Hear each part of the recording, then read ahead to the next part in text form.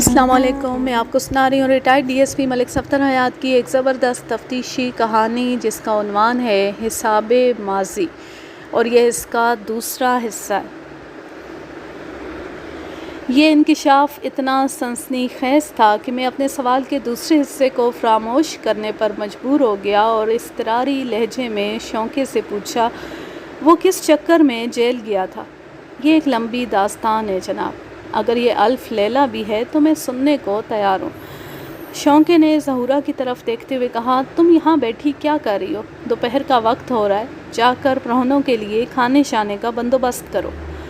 اتنے زیادہ تکلف کی ضرورت نہیں ہے۔ تکلف کیسا ملک صاحب؟ کھانے کا وقت ہو چکا ہے، پھر آپ نے تو ایک طویل کہانی بھی سننا ہے، ہو سکتا ہے اس میں 2-3 گھنٹے گزر جائیں۔ اس وقت تک آپ کیا بھوکے بیٹھے رہیں گے؟ میں نے زیادہ انکار مناسب نہ سمجھا۔ شونقا اپنی بیوی کو ہدایات جاری کرنے لگا کہ دوپہر کے کھانے میں اسے کس قسم کا اہتمام کرنا ہے۔ جب ظہورا وہاں سے رخصت ہو گئی تو میں نے ادھر ادھر نگاہ دوڑاتے ہوئے شونقے سے پوچھا، راجو کہیں نظر نہیں آ رہا شونقا جی؟ وہ اس وقت یہاں موجود نہیں ہے۔ کہاں گیا ہوا ہے؟ میں نے اسے ایک ضروری کام سے احمد پور سیال بھیجا ہے، آج ہی صبح۔ وہ 2 دن بعد واپس آئے گا۔ وہاں مویشیوں کا ایک بیوپاری رہتا ہے، اس سے کچھ رقم لانا تھی۔ کوئی گڑبڑ تو نہیں کر رہے شونقے؟ اللہ پاک کی قسم میں سچ کہہ رہا ہوں۔ تو پھر شروع ہو جاؤ، راجو کی کہانی کیا ہے؟ میرا خیال ہے کھانے کے بعد آرام سے۔ نہیں شونقے، کھانا تو آتا رہے گا، تم اپنا بیان جاری رکھو۔ راجو کس چکر میں جیل گیا تھا اور کتنی سزا کاٹ کر رہا ہوا ہے؟ وہ خیالوں میں کھو گیا۔ مجھے یوں لگا جیسے وہ تصور ہی تصور میں واقعات کو ترتیب دے رہا ہو۔ چند لمحے کی پراسرار خاموشی کے بعد شونقے نے جو انکشاف انگیز حالات بتائے، میں یہاں ان کا خلاصہ بیان کرتا ہوں۔ اس گفتگو کے دوران ہم نے دوپہر کا کھانا بھی کھایا تھا۔ ہم وہاں سے کوئی 5 بجے دوپہر کو فارغ ہوئے تھے۔ راجو کے ساتھ کیا بیتی، وہ کن حالات کا شکار ہو کر جیل گیا، یہ سب دلچسپ ہونے کے ساتھ ساتھ ایک عبرتناک داستان بھی ہے۔ نامعلوم پراسرار مقتول کا تعلق راجو سے ثابت ہو گیا تھا، اس لیے بھی یہاں ان واقعات کا بیان بہت ضروری ہے۔ آگے چل کر یہی راجو اس کیس کا مرکزی کردار بن گیا تھا۔ ایک بات کی میں وضاحت کر دوں کہ ان میں سے بہت سی باتیں مجھے بعد میں ادھر ادھر سے معلوم ہوئی تھی، لیکن واقعات کی ترتیب کا خیال رکھتے ہوئے میں انہیں ایک ساتھ آپ کی خدمت میں پیش کر رہا ہوں۔ ریاض احمد عرف راجو کوٹ شاکر سے چند میل دور واقع ایک گاؤں کا رہنے والا تھا۔ مذکورہ گاؤں میرے تھانے اور کوٹ شاکر کے درمیان اور ضلعی سرحد کے قریب پایا جاتا تھا۔ اس گاؤں سے کچھ آگے جا کر ضلع بھکر کی حدود شروع ہو جاتی تھی۔ راجو کا خاندان نہایت ہی مختصر تھا، والدین اور ایک چھوٹی بہن شادو کی عمر 15 سے 1-2 ماہ زیادہ تھی۔ راجو کا باپ فیاض احمد ایک غریب مزارع تھا جس نے اپنی جان پر ہر قسم کی سختیاں برداشت کر کے راجو کو میٹرک تک پڑھا بھی دیا تھا۔ تعلیم حاصل کرنے کے بعد بھی راجو کو جب گاؤں میں اپنا کوئی مستقبل نظر نہ آیا تو اس نے فیاض احمد سے کہا، ابا جی میں اس گاؤں میں نہیں رہنا چاہتا۔ پتر پھر تم کیا کرنا چاہتے ہو؟ راجو کی ماں نیاز فاطمہ نے بیٹے سے پوچھا۔ میں آگے تعلیم حاصل کروں گا، شہر جا کر کسی کالج میں پڑھوں گا۔ پتر تم نہیں جانتے ہم نے کس طرح اپنی ضروریات کو مار کر تمہیں یہاں تک پڑھایا ہے، اس سے زیادہ ہماری سکت نہیں ہے۔ نیاز فاطمہ نے کہا، راجو پتر تم دیکھ رہے ہو تمہاری چھوٹی بہن جوانی کی دہلیز پر قدم رکھ چکی ہے، 2-4 سال بعد اس کی شادی بھی کرنا ہے۔ اب ہمیں شادو کی شادی کے لیے بھی تو کچھ جمع جوڑ کرنا ہے کہ نہیں؟ میں آپ پر مزید بوجھ نہیں بنوں گا، میں شہر جا کر کوئی چھوٹی موٹی نوکری بھی کر لوں گا، اپنی تعلیم کے اخراجات خود اٹھاؤں گا، آپ کو اس سلسلے میں فکر مند ہونے کی ضرورت نہیں۔ بات خرچ اٹھانے سے بھی آگے کی ہے پتر۔ میں سمجھا نہیں ابا جی، میں سمجھاتا ہوں۔ یہاں ہمیں تمہاری اشد ضرورت ہے، میں اب بوڑھا ہو گیا ہوں، تمہیں میری مدد کرنا چاہیے۔ آگے اور پڑھ کر کیا کرو گے؟ میٹرک کر لیا، بس یہی کافی ہے۔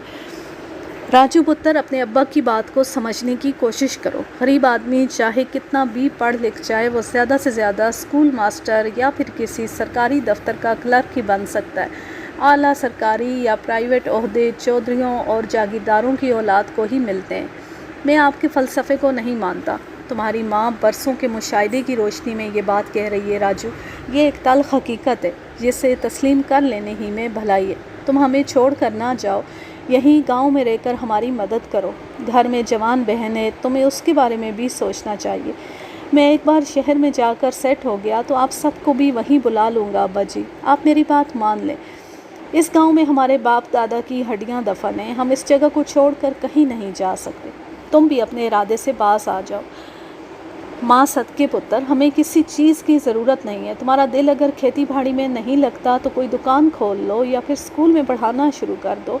ہمیں چھوڑ کر جانے کی بات اپنے ہونٹوں پر نہ لاؤ۔ میرا تو کلیجہ کٹ رہا ہے پتر۔ جب شادو اپنے گھر کی ہو جائے گی اور ہم بڈھا بڈھی بھی زمین میں اتر جائیں گے، پھر جہاں تمہارا دل چاہے چلے جانا، اس سے پہلے ہمیں اور اس گاؤں کو چھوڑنے کی بات نہ کرنا۔ نیاز فاطمہ نے واری صدقے جاتے ہوئے بیٹے سے منت کی، راجو پتر، اب اگر تم نے کہیں جانے کی بات کی تو میں تم سے بات نہیں کروں گی۔ نیاز فاطمہ نے بات ادھوری چھوڑ دی اور اپنے دوپٹے سے آنکھوں میں اتر آنے والے آنسو خشک کرنے لگی۔ راجو سے ماں کی وہ جذباتی شکستگی دیکھی نہ گئی، تڑپ کر بولا، اور کیا امی جان، اور کان کھول کر سن لو، اگر تم نے ہماری بات نہ مانی تو میں قیامت کے روز تمہیں دودھ نہیں بخشوں گی۔ یہ تو انتہا تھی راجو کے لیے۔ وہ اپنے والدین کا بہت احترام کرتا تھا اور خصوصاً ماں کی، کبھی اس نے کوئی بات نہیں ٹالی تھی۔ اتنی بڑی بات کے بعد وہ گاؤں چھوڑنے کا تصور بھی نہیں کر سکتا تھا۔ ماں کی خواہش کا احترام اس کے لیے ہر چیز سے زیادہ مقدم تھا۔ آج کل کی نسل اسے ایموشنل بلیک میلنگ کا نام دیتی ہے، مگر حقیقت یہ ہے کہ والدین کی فرما برداری کسی بھی صورت اولاد کے لیے ضرر رساں ثابت نہیں ہوتی۔ قدرت نے تو ماں کے قدموں کے نیچے جنت کی نشاندہی کی ہے۔ یہ سب سوچنے اور سمجھنے کی باتیں سمجھ میں آ جائیں تو دونوں جہاں سنور جاتے ہیں۔ والدین خصوصاً ماں ہمیشہ اپنی اولاد کے مفاد کی خاطر پوری زندگی جنگ لڑتی رہتی ہے۔ اللہ کے بعد کائنات کی سب سے عظیم ہستی ماں کے سوا اور کوئی نہیں ہو سکتی۔ راجو نے نیاز فاطمہ کی خواہش کے سامنے ہتھیار پھینک دیے اور کھیتی باڑی میں بوڑھے فیاض احمد کی مدد کرنے لگا۔ چند ماہ اسی مصروفیت میں گزر گئے، پھر ایک ایسا واقعہ ہوا جس نے راجو کی زندگی میں انقلاب برپا کر دیا۔ راجو کو چودھری جمال الدین کی خوش جمال اکلوتی صاحبزادی رخسانہ سے محبت ہو گئی۔ طرفہ تماشا یہ ہوا کہ کچھ دنوں کے بعد انکشاف ہوا وہ محبت دو طرفہ تھی۔ مشق اور عشق چھپائے نہیں چھپتے، ان دونوں کی محبت بھی بہت جلد موضوع گفتگو بن گئی۔ چودھری جمال الدین کی بڑی دہشت تھی، لوگ اس کا نام سن کر کانپ اٹھتے تھے، پورے گاؤں میں اس کا گہرا رعب و دبدبہ تھا، گویا راجو نے شیر کے منہ میں ہاتھ ڈال دیا تھا۔ چودھری نے راجو کے باپ سے شکایت کرنے کے بجائے ایک روز راجو کو ہی اپنی حویلی بلا لیا۔ محبت کی دیگر خاصیتوں کے علاوہ ایک تاثیر یہ بھی ہے کہ یہ اپنے متوالوں کو بہادر اور نڈر بنا دیتی ہے۔ محبت کرنے والے موت کی آنکھوں میں آنکھیں ڈال کر دیکھ سکتے ہیں، وہ فلک بوس چوٹیوں کو سر کرنے کا عزم رکھتے ہیں اور ہر طوفان سے بخوشی ٹکرانے کا حوصلہ رکھتے ہیں۔ محبت کرنے والا ہمیشہ اپنی نفی کر کے اپنے محبوب کے بارے میں سوچتا رہتا ہے۔ زندگی کی پرواہ تو ان لوگوں کو ہوتی ہے جو اپنی ذات کے بارے میں سوچتے ہوں۔ راجو چودھری کی حویلی میں پہنچ گیا۔ چودھری نے اس سے تنہا ایک کمرے میں ملاقات کی۔ 2-4 رسمی باتوں کے بعد چودھری جمال الدین نے کہا، راجو تم جانتے ہو میں کتنا بڑا زمیندار ہوں؟ جی مجھے بخوبی احساس ہے۔ چودھری چند لمحات تک تولنے والی نظر سے راجو کو دیکھتا رہا۔ میں چاہتا تو تمہارے باپ سے بات کرتا، وہ ایک معمولی سا مزارع ہے اور میرے سامنے دم مارنے کی ہمت نہیں رکھتا، مگر میں اس معاملے کو کسی طریقے سے نمٹانا چاہتا ہوں، کسی دوسرے طریقے سے نمٹانا چاہتا ہوں، تو میری بات سمجھ رہے ہو نا؟ اگرچہ راجو معاملے کی تہہ تک پہنچ چکا تھا، تاہم اس نے انجان بنے رہنا ہی مناسب سمجھا اور بولا، چودھری صاحب آپ اپنی بات کی وضاحت کر دیں تو مہربانی ہوگی۔ چودھری نے اس کی بے نیازی پر کھا جانے والی نظر سے اسے دیکھا، مگر تحمل آمیز لہجے میں بولا، راجو تم پڑھے لکھے لڑکے ہو، میں نے اسی لیے تمہیں سمجھانے کے لیے بلایا ہے۔ امید ہے تم ایک ہی کوشش میں میری بات سمجھ جاؤ گے اور مجھے کوئی دوسرا راستہ اختیار نہیں کرنا پڑے گا، ورنہ تم جانتے ہی ہو۔ چودھری صاحب یقین مانیں میں ابھی تک آپ کی بات نہیں سمجھ سکا ہوں، بہتر ہوگا آپ مجھ سے کھل کر بات کریں۔ میں رخسانہ والے معاملے کی بات کر رہا ہوں۔ کیا ہوا ہے رخسانہ کو؟ اس کا دماغ خراب ہو گیا اور تمہارا بھی۔ پتہ نہیں آپ کیسی باتیں کر رہے ہیں۔ زیادہ معصوم اور بے خبر بننے کی کوشش نہ کرو کمزاد، تم اچھی طرح سمجھ رہے ہو میں کس معاملے کی بات کر رہا ہوں۔ یہ بات درست ہے کہ آپ اس گاؤں کے چودھری ہیں اور میں شان اور مرتبے میں بہت چھوٹا ہوں، لیکن آپ کو یہ حق نہیں پہنچتا کہ آپ مجھے کم ذات کہیں۔ اب تم مجھے حق تفویض کرو گے؟ چودھری صاحب، میں تو یہ کہہ رہا ہوں کہ ہم سب اللہ کے بندے ہیں، کوئی کم ذات یا اعلیٰ ذات نہیں ہے، بلکہ سب برابر ہیں۔ انسان کی بڑائی اس کے تقوی سے ناپی جاتی ہے چودھری صاحب، نہ کہ اس کی زمین سے۔ میں نے تمہیں یہاں تقریر کرنے کے لیے نہیں بلایا، میں تو اصول کی بات کر رہا تھا جناب۔ اوئے، ہم خود اصول بنانے والے ہیں، تم ہمیں کیا اصول سکھاؤ اور بتاؤ گے؟ پھر میں چلوں جناب؟ راجو چودھری کے مقصد کو اچھی طرح سمجھ رہا تھا، مگر وہ دانستہ اس سے الجھنا نہیں چاہتا تھا۔ رخسانہ کی یہ خواہش تھی کہ راجو اس کے گھر والوں سے کوئی جھگڑا یا پھڈا مول نہ لے، اور وہ اپنی محبوبہ کی خواہش کا احترام کر رہا تھا۔ چودھری نے ہاتھ سے اسے بیٹھنے کا اشارہ کیا اور بولا، جانا تو تمہیں پڑے گا ہی راجو، اب یہ فیصلہ تمہیں کرنا ہے کہ تم کہاں سے جاتے ہو۔ اپنی بات ختم کرتی چودھری نے کینہ توس نظر سے راجو کو دیکھا، اس کی آنکھوں میں کوئی ایسی چیز موجود تھی کہ راجو اندر سے کانپ کر رہ گیا۔ راجو نے ہمت کرتے ہوئے پوچھا، چودھری صاحب، آپ کی بات میری سمجھ میں نہیں آئی، آپ کون سے فیصلے کا ذکر کر رہے ہیں؟ چودھری نے تپتے لہجے میں کہا، میں بجھارتیں ڈالنے کا قائل نہیں ہوں راجو، تمہیں ابھی اور اسی وقت یہ فیصلہ کرنا ہوگا کہ تم اس حویلی سے جاتے ہو یا رخسانہ کی زندگی سے نکلتے ہو، یا پھر اپنی زندگی کو ہی خدا حافظ کہتے ہو۔ حویلی سے تو میں ابھی چلا جاؤں گا جناب، لیکن رخسانہ کی زندگی سے نکلنے کا میں تصور بھی نہیں کر سکتا۔ اس کا مطلب ہے تم اپنی زندگی کو خدا حافظ کہنا چاہتے ہو؟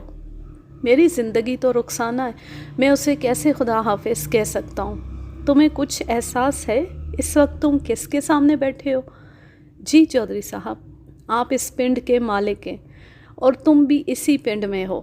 بے شک، پھر میں تمہیں آخری بار سمجھا رہا ہوں، اگر اس پنڈ میں زندہ سلامت رہنا چاہتے ہو تو آئندہ کبھی رخسانہ کے نام کے ساتھ تمہارا نام نہیں آنا چاہیے، اس پاگل کی بچی کا دماغ تمہیں خود درست کر دوں گا۔ چودھری بے خیالی میں خود کو پاگل قرار دے رہا تھا۔ راجو نے پوچھا، چودھری صاحب، آپ میرے ایک سوال کا جواب دے دیں۔ پوچھو، کیا پوچھنا چاہتے ہو؟ کیا محبت کرنا کوئی جرم ہے؟ محبت کرنا کوئی جرم نہیں ہے، لیکن ہر کام اپنی حیثیت کو دیکھ کر کرنا چاہیے، اپنی اوقات میں رہتے ہوئے۔ چودھری صاحب، اپنی حیثیت اور اوقات کے مطابق ہمیشہ کاروبار یا رشتہ داری کی جاتی ہے، محبت نہیں۔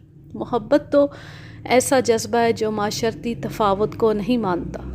محبت کرنے والوں کی سوچ کا انداز سب سے نرالا ہوتا ہے۔ چودھری جمال الدین کے سامنے آج تک کسی نے اتنی جرأت مندی سے باتیں نہیں کی تھیں، اور جرأت بھی ایک کمین۔ چودھری کے پارے نے تو 7ویں آسمان کو چھونا ہی تھا۔ اب تک وہ اپنے مزاج کے خلاف ضبط کیے بیٹھا تھا۔ راجو کی گستاخی نما گفتگو نے چودھری کو پھٹ پڑنے پر مجبور کر دیا۔ اوئے کتے کی اولاد، فوراً میری نظر کے سامنے سے دفع ہو جاؤ، ورنہ تم اپنے قدموں پر چلنے کے قابل نہیں رہو گے۔ راجو اٹھ کر کھڑا ہو گیا۔ چودھری صاحب، آپ نے مجھے غلیظ گالی دی ہے، میں آپ کے الفاظ کو محض اس لیے برداشت کر رہا ہوں کہ آپ رخسانہ کے باپ ہیں، ورنہ تم کیا کر لیتے؟ یہ تو اس وقت پتہ چلتا جب آپ کا رخسانہ سے کوئی تعلق نہ ہوتا۔ تم بار بار اپنی ناپاک زبان سے میری بیٹی کا نام نہ لو، رخسانہ کا نام تو میرے دل پر لکھا ہے چودھری صاحب، زبان پر پہرے لگانے کا کیا فائدہ؟ چودھری نے سنسناتے لہجے میں کہا، او بدبخت، میں نے تو تمہیں پیار سے سمجھانے کے لیے کوشش کی تھی، میرا خیال تھا تم پڑھے لکھے آدمی ہو، آسانی سے میری بات سمجھ جاؤ گے، لیکن لگتا ہے اس پڑھائی نے تمہارا دماغ خراب کر دیا ہے۔ اب اسے درست کرنے کے لیے مجھے کوئی دوسرا طریقہ ہی اختیار کرنا پڑے گا۔ آپ کوئی بھی طریقہ اختیار کریں چودھری صاحب، مگر کسی بھی طور رخسانہ کو کوئی غضن نہیں پہنچنا چاہیے۔ تو مجھے حکم دے رہے ہو؟ یہ حکم نہیں، مشورہ ہے چودھری صاحب، میں تمہارے مشوروں کا محتاج نہیں ہوں۔ ہر انسان کو مشورے کی ضرورت ہوتی ہے، اور آپ بھی ماشاءاللہ ایک انسان ہی ہیں۔ اس کے بعد چودھری باقاعدہ بیہودہ گوئی پر اتر آیا۔ اس نے راجو کی 7 پشتوں کو مغلظات میں تول کر رکھ دیا۔ راجو نے خاموشی کے ساتھ وہاں سے کھسکنے میں عافیت جانی۔ راجو چودھری جمال الدین کے سامنے بہت معمولی حیثیت رکھتا تھا۔ چودھری جب چاہتا اسے چٹکیوں میں مسل دیتا۔ وہ راجو کے پورے خاندان کو اس طرح غائب کروا سکتا تھا کہ ان کا نام و نشان باقی نہ رہتا۔ اس کے لیے کچھ بھی ناممکن نہیں تھا، مگر اس کے باوجود بھی وہ راجو کے ساتھ خاصی نرمی برت رہا تھا، اور اس کی ایک وجہ تھی: رخسانہ کی دھمکی۔ اس نے واضح الفاظ میں کہہ دیا تھا اگر راجو کا بال بھی بانکا ہوا تو وہ خودکشی کر لے گی۔ دوسری جانب راجو کی ہمت اور جرأت کے پیچھے رخسانہ کی محبت تھی، جس نے اسے زمانے کی ہر رکاوٹ اور مخالفت سے بے نیاز کر دیا تھا۔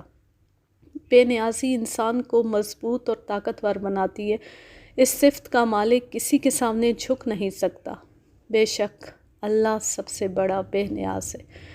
چودھری نے اپنی تئیں رخسانہ کو سمجھانے کی جتنی سبیلیں ہو سکتی تھیں وہ آزما دیکھی، مگر ہر مرحلے پر اسے ناکامی کا منہ دیکھنا پڑا۔ رخسانہ کی ماں زندہ نہیں تھی، اس لیے بھی چودھری کے لاڈ پیار نے اسے خاصا سرکش بنا دیا تھا۔ اس سارے معاملے میں سب سے زیادہ پیچ و تاب رخسانہ کا چھوٹا بھائی چودھری کمال الدین دکھا رہا تھا۔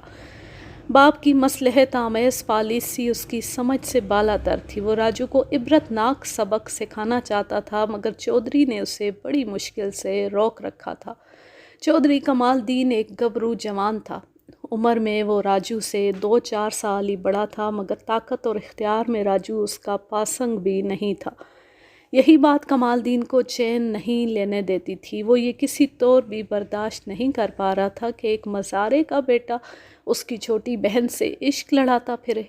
جوان خون چودھری کمال الدین کی کن پٹیوں پر ٹھوکریں مار رہا تھا۔ جب رخسانہ اور راجو کے معاملات زیادہ ہی بڑھنے لگے تو اس کی قوت برداشت جواب دے گئی۔ اس نے بڑے چودھری کے علم میں لائے بغیر ایک انتہائی سنگین قدم اٹھانے کا فیصلہ کر لیا۔ اب اسے کسی مناسب موقع کا انتظار تھا۔ دوسری جانب ایسا نہیں تھا کہ بوڑھا فیاض اپنے بیٹے کے عشق سے بے خبر یا بے فکر ہو۔ وہ چودھری کی طاقت اور فطرت سے بخوبی آگاہ تھا۔ جب بیٹے کو سمجھانے کی اس کی ساری کوششیں ناکام ہو گئیں تو ایک روز اس نے شکست خوردہ لہجے میں راجو سے کہا، میرا خیال ہے ہمیں اس وقت تمہاری بات مان لینا چاہیے تھی جب تم نے شہر جانے کی ضد کی تھی۔ اگر ہم یہاں نہ رہتے تو یہ دن نہ دیکھنا پڑتا۔ ابا جی، میں نے رخسانہ سے محبت کی ہے، کوئی گناہ نہیں کیا، اور میری یہ محبت پاکیزہ ہے، اس لیے مجھے کسی شرمندگی یا ندامت کا احساس نہیں ہے۔ او جھلیا، بات شرمندگی اور ندامت کی نہیں ہے۔ فیاض احمد نے بیٹے کو سمجھانا چاہا، چودھری جمال الدین کے قہر و غضب کو کیوں بھول رہے ہو؟ میں صرف خدا کے قہر سے ڈرتا ہوں ابا جی۔ چودھری تمہاری جان بھی لے سکتا ہے پگلے۔ مجھے اپنی جان کی پرواہ نہیں۔ نیاز فاطمہ نے بیٹے کے منہ پر ہاتھ رکھ کر اسے جملہ مکمل نہیں کرنے دیا، پھر اپنے شوہر کی طرف دیکھتے ہوئے تشویشناک لہجے میں بولی، اس مسئلے کا ایک ہی حل ہے، ہم یہ گاؤں چھوڑ کر کہیں اور چلے جاتے ہیں۔ ہاں، اب تو یہی کرنا پڑے گا۔ میں کہیں نہیں جاؤں گا، راجو نے دو ٹوک انداز میں کہا۔ میں رخسانہ سے جدائی کا تصور بھی نہیں کر سکتا۔ آپ دونوں کو اگر اپنی جان اتنی عزیز ہے تو گاؤں چھوڑ کر چلے جائیں۔ انہوں نے حیرت سے اپنے فرما بردار بیٹے کو دیکھا جو اس وقت ایک بدلا ہوا انسان نظر آ رہا تھا۔ فیاض نے محتاط لہجے میں کہا، ہمیں اپنی جان کی پرواہ کہاں ہے پتر، ہم تو اپنی زندگی گزار چکے، یہ سب کچھ تو ہم تمہاری حفاظت اور سلامتی کے لیے کہہ رہے ہیں، اور پھر تمہاری چھوٹی بہن شادو بھی تو ہے، کیا تمہیں اس کا بھی کوئی خیال نہیں؟ مجھے ہی کسی کا خیال نہیں، آپ مجھے میرے حال پر چھوڑ دیں۔ نہیں چھوڑ سکتے نا پتر، تم ہمارے دل کا ٹکڑا ہو، آنکھوں کی ٹھنڈک اور جی کا قرار ہو، ہم تمہیں یوں برباد ہوتے نہیں دیکھ سکتے۔ ماں کی منت، سماجت اور آہوزاری نے وقتی طور پر راجو کو خاصا متاثر کیا اور وہ قدرے ٹھنڈا پڑ گیا۔ اس موقع سے فائدہ اٹھاتے ہوئے فیاض احمد نے کہا، پتر تم ہم سے زیادہ پڑھے لکھے اور سمجھدار ہو، ہم تمہیں کیا عقل سکھائیں گے؟ ہم یہ نہیں کہتے کہ تم رخسانہ کا خیال دل سے نکال دو، مگر کچھ ایسا کرو کہ جگ ہنسائی نہ ہو اور چودھری جمال الدین کو شکایت کا موقع نہ ملے۔ راجو نے مزید نصیحتوں سے بچنے کے لیے اپنے باپ سے وعدہ کر لیا کہ وہ اس سلسلے میں غور کرے گا۔ بڈھی بڈھا نے اطمینان کی سانس لی، ان کی دانست میں یہ بہت بڑی کامیابی تھی۔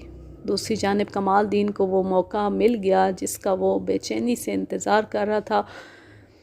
اس نے اپنے چند چیلوں چانٹوں کو ساتھ لیا اور ایک رات فیاض احمد کے گھر پر شب خون مارا۔ اتفاق سے اس رات راجو گھر میں موجود نہیں تھا۔ وہ ایک دن کے لیے منڈی شاہ جیونا گیا ہوا تھا۔ چودھری کمال دین ایسی کسی موقع کی تلاش میں تھا۔ وہ راجو کو زندہ رکھنا چاہتا تھا اور اس کی بے خبری میں ایک ایسا کارنامہ انجام دینا چاہتا تھا کہ راجو کی روح قیامت تک کے لیے ایک دردناک عذاب میں مبتلا ہو جائے۔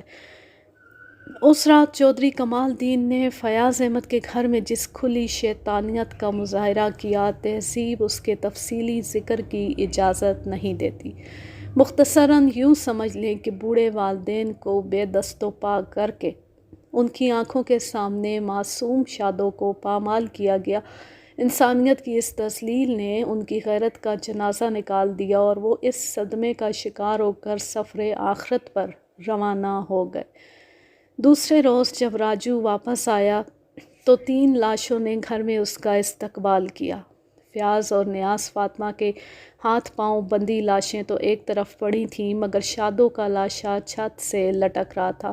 شاید ہوش میں آنے کے بعد اس نے خودکشی ہی میں پناہ ڈھونڈی اور چھت سے لٹک کر اپنی جان دے دی۔ وہ اس بری طرح برباد ہوئی تھی کہ زندہ رہنے کی تمنا ہی اس کے دل سے رخصت ہو گئی تھی۔ راجو پر جو قیامت ٹوٹی تھی وہ کہیں اس کی فریاد بھی نہیں کر سکتا تھا۔ وہ اچھی طرح جانتا تھا کہ ظلم کی وہ داستان صرف اور صرف چودھریوں کے ہاتھوں ہی رقم ہوئی تھی۔ اس کی طرح گاؤں کا ایک ایک فرد اس تلخ حقیقت سے آگاہ تھا، مگر کوئی بھی چودھری جمال دین یا کمال دین کے خلاف منہ سے ایک لفظ بھی نکالنے کی جرأت نہیں کر سکتا تھا۔ راجو نے اس موقع پر مدد کے لیے قانون کا دروازہ بھی کھٹکھٹایا، مگر کوئی سنوائی نہ ہوئی۔ اس علاقے کا تھانے دار چودھری جمال دین کا نمک خوار تھا۔ وہ اپنے والی نعمت کے خلاف بھلا کس طرح کوئی کارروائی کر سکتا تھا؟ تھانے دار نے راجو سے گواہ اور ثبوت کا مطالبہ کیا جو وہ کسی بھی طور پورا نہیں کر سکتا تھا، چنانچہ قانونی کارروائی کا سوال ہی پیدا نہیں ہوتا تھا۔ راجو نے دل پر بھاری پتھر رکھ کر اپنے بوڑھے والدین اور معصوم بہن کی لاشوں کو سپرد خاک کیا اور گھر آنے کے بجائے قبرستان ہی میں ڈیرا لگا لیا۔ چند روز کے بعد جب اس کا صدمہ ذرا پرانا ہوا تو اس سے رخسانہ سے ملاقات کا خیال آیا۔ رخسانہ کا خیال تو کسی بھی وقت اس کے دل سے محو نہیں ہوا تھا، تاہم اچانک برپا ہونے والی قیامت نے اس کے ذہن کو پلٹ کر رکھ دیا تھا اور وہ اپنے پیاروں کے غم میں کچھ دیر کے لیے رخسانہ کی طرف سے غافل ہو گیا تھا۔ چنانچہ ذرا سنبھالا لینے کے بعد جب راجو نے رخسانہ سے ملنے کی کوشش کی تو اسے ایک روح فرسا انکشاف ملا۔ اسے پتہ چلا کہ رخسانہ حویلی میں موجود نہیں تھی۔ وہ اپنے ماموں چودھری فرزند علی کے پاس چک جھمرا لائل پور گئی ہوئی تھی۔ راجو کو یقین تھا کہ اسے زبردستی چک جھمرا بھیجا گیا ہوگا اور وہاں ایسے انتظامات بھی کر دیے گئے ہوں گے کہ وہ کوشش کے باوجود بھی اس سے مل نہ سکے۔ چند روز کے بعد راجو گاؤں سے غائب ہو گیا۔ پھر پتہ چلا کہ اس نے ڈاکوؤں کے ایک گروہ میں شمولیت اختیار کر لی ہے۔ آہستہ آہستہ یہ خبریں پھیلنے لگیں کہ ڈاکو بننے کے بعد راجو کے نام میں ایک لفظ کا اضافہ ہو گیا ہے۔ اب وہ راجو راکٹ کے نام سے جانا جانے لگا ہے۔ چودھریوں، جاگیرداروں اور سامراجی ناانصافیوں اور ظلم و زیادتی نے ہمیشہ جگا، سلطانہ، وریام، ملنگی اور راجو راکٹ جیسے کرداروں کو جنم دیا ہے۔ تاریخ وقتاً فوقتاً خود کو دہراتی رہتی ہے۔ عرصے تک راجو نے گاؤں کا رخ نہیں کیا تو چودھری جمال دین مطمئن ہو گیا۔ اس دوران میں اس نے دباؤ ڈال کر رخسانہ کی شادی کی بات پکی کر دی۔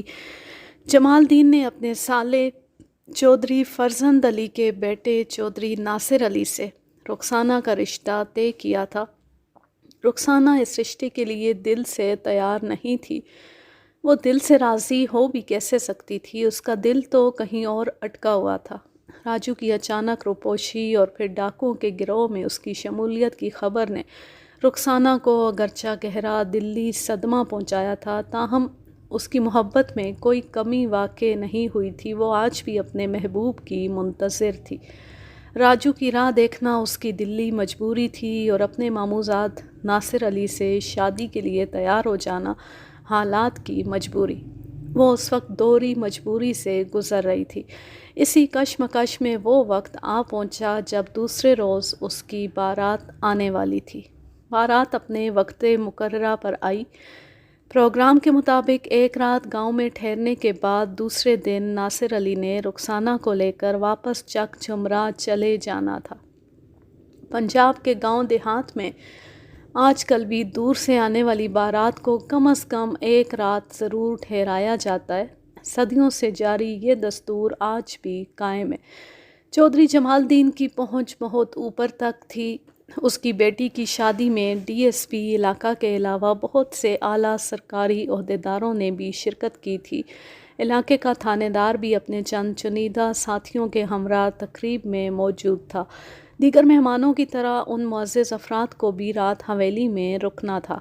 سب کچھ ٹھیک ٹھاک تھا کہ رات کے دوسرے پہر مسلح ڈاکوؤں کے گروہ نے حویلی پر دھاوا بول دیا۔ جلد یہ بات واضح ہو گئی کہ وہ راجو راکٹ کا جتھا تھا جو رخسانہ کو اٹھا لے جانے کے لیے آئے تھے۔ کسی طرح راجو تک یہ خبر پہنچ چکی تھی کہ اس کی محبوبہ کو کوئی بیاہ لے جانے والا تھا۔ وہ 4 ڈاکوؤں کا ٹولہ تھا جس میں راجو بنفس نفیس موجود تھا۔ تھوڑی دیر میں حویلی کے در و دیوار فائرنگ کی تڑتڑاہٹ سے گونج اٹھے۔ اس وقت چونکہ علاقے کا تھانے دار اپنے بیشتر عملے کے ساتھ حویلی میں موجود تھا، جو سادہ لباس میں ہونے کے باوجود ہتھیار بند بھی تھے، اس لیے دیکھتے ہی دیکھتے فائرنگ 2 طرفہ رخ اختیار کر گئی۔ تھوڑی دیر کی زبردست مارا ماری کے دوران میں 4 افراد کی زندگی کا چراغ گل ہو گیا۔ موت سے ہمکنار ہونے والوں میں رخسانہ، چودھری فرزند علی اور 2 باراتی شامل تھے۔ علاوہ ازیں ایک ڈاکو بھی شدید زخمی ہوا تھا جو بعد ازاں جاں بر نہ ہو سکا۔ وہ اپنے ساتھیوں کے بارے میں کوئی اہم انکشاف کر کے ٹھنڈا ہو گیا تھا۔ اسی انکشاف نے باقی 3 ڈاکوؤں کا بیڑا غرق کیا تھا۔ حویلی میں 4 لاشیں گرنے کے بعد ڈاکوؤں نے راہ فرار اختیار کی۔ وہ جس مقصد کے لیے وہاں آئے تھے وہ فوت ہو چکا تھا۔ اب مزید وہاں رک کر خود کو کسی مصیبت میں ڈالنا عقل مندی کے تقاضے کے خلاف تھا۔ تاہم وہ جاتے ہوئے چودھری جمال الدین کا برسوں کا جمع جتھا بھی اپنے ساتھ لے گئے۔ چودھری نے اپنے پاس سونے کی بھاری مقدار جمع کر رکھی تھی۔ زخمی ہونے والے ڈاکو کے انکشاف کی روشنی میں تھانے دار نے دیگر نصف درجن افراد کے ساتھ فرار ہونے والے ڈاکوؤں کا تعاقب کیا اور بالآخر انہیں ان کی خفیہ پناہ گاہ سے گرفتار کرنے میں کامیاب ہو گیا۔ اس تفصیل میں جانے کی ضرورت نہیں کہ پولیس اور ڈاکوؤں کے درمیان کتنا اعصاب شکن اور سنسنی خیز مقابلہ ہوا تھا۔ ڈاکوؤں کی گرفتاری اس جنگل سے عمل میں آئی تھی جو کوٹ عیسیٰ شاہ کے نزدیک پایا جاتا تھا۔ کوٹ عیسیٰ شاہ ضلع جھنگ کا وہ علاقہ ہے جہاں سے دریائے جہلم اس ضلع میں داخل ہوتا ہے۔ جھنگ میں داخل ہونے سے پہلے مذکورہ دریا سرگودا اور خوشاب کے اضلاع کے درمیان روانی سے بہتا ہے۔ دریائے چناب ضلع جھنگ میں موضع کالووالا کے نزدیک سے داخل ہوتا ہے۔ اس سے پیچھے یہ دریا اضلاع گجرانوالہ اور سرگودا کے درمیان بہتا ہے۔ گویا ضلع سرگودا 2 دریاؤں چناب اور جہلم کے درمیان واقع۔ 3 ڈاکوؤں یعنی راجو راکٹ، عبد الرحمن عرف منا اور ان کے سرغنہ جبار عرف جبرو پر کوئی 2 سال تک مقدمہ چلا، پھر انہیں 20-20 سال کی سزا سنا دی گئی۔ ہلاک ہونے والے ڈاکوؤں کے ساتھی کا نام سلطان جٹ تھا اور اب 20 سال بعد راجو ایک ایسے کیس میں میری ضرورت بن گیا تھا جس کی تفتیش میں کر رہا تھا۔ ہلاک ہونے والے پراسرار مقتول کی شناخت اور اس کے قاتل تک رسائی کے لیے مجھے راجو کی اشد ضرورت تھی اور راجو 2 دن کے لیے احمد پور سیال گیا ہوا تھا۔ کوٹ شاکر کے وسنیک شوکت علی اور شونکا گجر نے طویل بیان ختم کیا تو میں نے تنبیہی لہجے میں کہا، شونکے، اگر ان میں سے ایک بات بھی غلط ہوئی تو سمجھ لو تمہاری خیر نہیں۔ جناب، مجھے جو معلوم تھا میں نے بتا دیا، مجھے جھوٹ بولنے کی کیا ضرورت ہے؟ میں نے مر کر خدا کو جواب دینا ہے۔ شونکے، تم نے بتایا کہ راجو 2 دن بعد واپس آ جائے گا۔ کیا تم ہمیں اس آدمی کا نام پتہ بتا سکتے ہو جس سے ملنے راجو احمد پور سیال گیا ہوا ہے؟ مویشیوں کے اس بیوپاری کا نام رفیق ڈوگر ہے جناب، اور اس کا پتہ کچھ یوں ہے۔ شونقے کی فراہم کردہ معلومات کے مطابق میں نے رفیق ڈوگر کا ایڈریس اپنی ڈائری میں نوٹ کر لیا۔ شونقے، 1 ماہ پہلے جو 2 افراد راجو سے ملنے آئے تھے، جن میں سے ایک قتل ہو چکا ہے، جس کی تصدیق تمہاری بیوی ظہورہ نے بھی کی ہے، کیا وہ بھی راجو کی طرح جیل سے رہا تو نہیں ہوئے؟ جناب، میں نے عرض کیا ہے نا، میں ان دونوں افراد کے بارے میں کچھ نہیں جانتا۔ میں نے نہ ان کو دیکھا، نہ ہی ان سے ملاقات کی۔ وہ میری عدم موجودگی میں یہاں آئے تھے، میں ان کے بارے میں کچھ نہیں بتا سکتا۔ اس بات کے امکانات قوی تھے کہ وہ 2 مشکوک افراد راجو کے جیل کے ساتھی ہو سکتے تھے، یعنی جبرو اور منا ڈاکو۔ میری اب تک کی معلومات کے مطابق ان تینوں کو 20-20 سال کی سزا ہوئی تھی۔ اگر 2 ماہ قبل راجو جیل سے رہا ہوا تھا تو یہ بات یقینی تھی کہ وہ دونوں بھی اتنا ہی عرصہ قبل رہا ہو چکے ہوں گے۔ میں نے اس بات کو بھی نظر انداز نہیں کیا تھا کہ نامعلوم مقتول کے قتل میں راجو کا ہاتھ ہو سکتا تھا۔ وہ مئی یا جون کا مہینہ تھا جو مجھے اچھی طرح یاد نہیں رہا۔ آسانی کے لیے ہم اسے جون فرض کر لیتے ہیں۔ قبرستان کے نزدیک نامعلوم مقتول کی لاش ہمیں 8 تاریخ کی صبح کو ملی تھی۔ اندازہ ہوتا تھا کہ اسے 7 اور 8 جون کی درمیانی شب کسی وقت ہلاک کیا گیا تھا۔ ہم 9 جون کو کوٹ شاکر آئے تھے۔ ان باتوں کو مد نظر رکھتے ہوئے میں نے شونقے سے سوال کیا، شونقے ذرا سوچ کر بتا، 7 اور 8 تاریخ کی درمیانی رات راجو کہاں تھا؟ وہ انگلیوں پر حساب لگاتے ہوئے بولا، یعنی پچھلی رات سے پہلے والی رات۔ بالکل، میں اسی رات کی بات کر رہا ہوں راجو، وہ پوری رات اور اس کے بعد والی رات بھی گھر میں تھا۔ وہ آج صبح ہی احمد پور سیال گیا ہے۔ ملک صاحب، کہیں آپ راجو پر تو کسی قسم کا شک نہیں کر رہے؟ اگر میں ایسا سوچ رہا ہوں تو کیا غلط سوچ رہا ہوں؟ وہ بھرائی ہوئی آواز میں بولا، ملک صاحب، راجو اس قسم کی کوئی حرکت نہیں کر سکتا۔ وہ جیل سے رہائی کے بعد سیدھا میرے پاس آیا تھا، اور جاتا بھی کہاں؟ ہم دونوں کے سوا اس کا اس دنیا میں اور کوئی ہے ہی نہیں۔ وہ باقی کی زندگی میری مدد کرتے ہوئے یہیں گزارنے کا ارادہ رکھتا ہے۔ یقین کریں ملک صاحب، وہ اب بہت بیبا بندہ بن چکا ہے۔ راجو راکٹ اور بیبا بندہ، ASI نے لقمہ دیا۔ میں سچ کہہ رہا ہوں ASI صاحب، آپ اسے دیکھیں گے تو حیران رہ جائیں گے۔ مگر دیکھیں گے کیسے؟ اس کو تو تم نے احمد پور سیال روانہ کر دیا، جبکہ اس وقت اس کی یہاں زیادہ ضرورت تھی۔ وہ پرسوں آ جائے گا جناب، اور اگر نہ آیا تو؟ کیوں نہیں آئے گا ملک صاحب؟ تم میرے سوال کا جواب دو۔ اگر 2 روز بعد راجو واپس نہ آیا تو کیا تم اسے ہم تک پہنچانے کی ذمہ داری قبول کرتے ہو؟ وہ جز بز ہوتے ہوئے بولا، اول تو وہ ضرور آئے گا جناب، دیر سویر تو ہو ہی جاتی ہے، اور اگر وہ خدا نہ خواستہ نہ آیا تو میں اسے آپ تک پہنچانے کی ذمہ داری لیتا ہوں۔ ٹھیک ہے، وہ جیسے ہی تمہارے پاس پہنچے تم اسے اپنے ساتھ لے کر تھانے چلے آنا۔ میں ایسا ہی کروں گا جناب۔ اور سنو، اگر تم دونوں 11 تاریخ کا سورج ڈوبنے سے پہلے تھانے نہ پہنچے تو میں تمہارا وہ حشر کروں گا کہ دنیا دیکھے گی۔ وہ سر تاپا لرز گیا، پھر سہمے ہوئے لہجے میں بولا، ملک صاحب، 11 تاریخ کو تو اس نے آنے کا کہا ہے، لیکن اگر اسے دیر ہو گئی، میرا مطلب ہے اگر وہ شام کے بعد پہنچا، تو پھر میں سورج کے ڈوبنے سے پہلے اسے آپ کے پاس کیسے پہنچاؤں گا؟ اس صورت میں تمہیں تھوڑی سی رعایت دے سکتا ہوں۔ تم 12 تاریخ کو دوپہر تک میرے پاس آ سکتے ہو۔ بڑی مہربانی جناب۔ میں ASI کے ساتھ اس کے گھر سے نکل آیا۔ کوٹ شاکر کی حدود سے باہر آنے کے بعد ASI نے مجھ سے پوچھا، اب کیا ارادہ ہے ملک صاحب؟ کیا ہم واپس تھانے جا رہے ہیں؟ تمہارا کیا مشورہ ہے؟ ہمیں کہاں جانا چاہیے؟ ہمیں شونقے کے وعدے پر تکیہ کر کے بیٹھے نہیں رہنا چاہیے۔ میرا تو خیال ہے احمد پور سیال چلتے ہیں راجو کی گردن ناپنے۔ تمہارا خیال خاصا جاندار ہے، لیکن اب کچھ ہی دیر میں شام ہونے والی ہے۔ احمد پور سیال یہاں سے خاصے فاصلے پر ہے، ہم گھوڑوں پر وہاں نہیں جا سکتے۔ وہ علاقہ جنگ کے آخری سرے پر واقع ہے، اور وہ بھی جنوب کی سمت۔ ہمیں اتھران ہزاری سے بس پکڑنا ہوگی جو گڑھ مہاراجہ سے ہوتے ہوئے احمد پور سیال پہنچے گی، لیکن جب تک ہم اتھران ہزاری پہنچیں گے اس وقت تک آخری بس کو نکلے ہوئے کافی دیر ہو چکی ہوگی۔ اس زمانے میں بسیں بہت کم ہوا کرتی تھیں اور عموماً رات کے وقت سفر سے اجتناب بھی بڑھتا جاتا تھا۔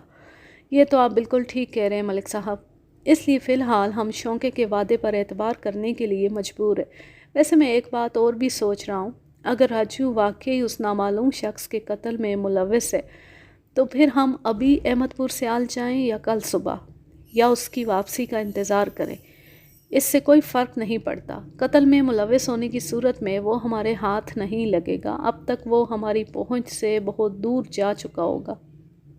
ملک صاحب، اگر شونقے کا بیان درست ہے، یعنی وقوعے والی رات اگر راجو گھر میں موجود تھا تو پھر اس کی ذات شک و شبے سے پاک ہو جاتی ہے۔